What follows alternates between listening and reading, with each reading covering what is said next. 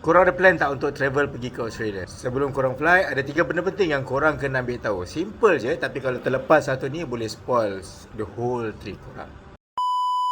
Okey, yang pertama, visa. Untuk rakyat Malaysia, diorang wajibkan visa. Kita kena apply ETA ataupun Electronic Travel Authority. Kadang-kadang approve sejam, kadang-kadang seminggu, kadang-kadang hampir sebulan. Macam aku, maksimum pernah aku apply 22 hari baru aku dapat approve. Jadi kalau korang nak apply ETA, korang kena apply awal sebelum beli tiket flight sekalipun. Okay. Yang kedua, berkenaan dengan barang-barang larangan yang korang tak boleh bawa masuk Australia. Australia dia strict sikit. Dia memang ketat babak makanan, ubat dan sebagainya. Sambal, serunding, ubat herba, ubat-ubatan, sambal dinding, teruk aming, semua korang kena declare. Trust me, lebih baik korang jujur daripada kena denda dekat sana nanti. Dan yang ketiga adalah SIM card dan juga duit. Macam aku beli SIM card dekat airport selalunya. Senang. Terus online bila sampai. Dan guna kad macam Wise ataupun BigPay. Lebih jimat daripada korang tukar duit cash banyak-banyak.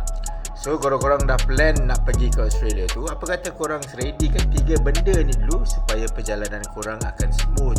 Okey, kalau korang nak aku share lagi pasal visa dan juga Australia ETA ni, korang komen dekat bawah cakap nak visa. Dan kalau korang rasa video ni bermanfaat, apa kata korang tekan share, like dan juga jangan lupa untuk follow aku ya. Aku share lagi banyak lagi benda yang korang boleh tahu.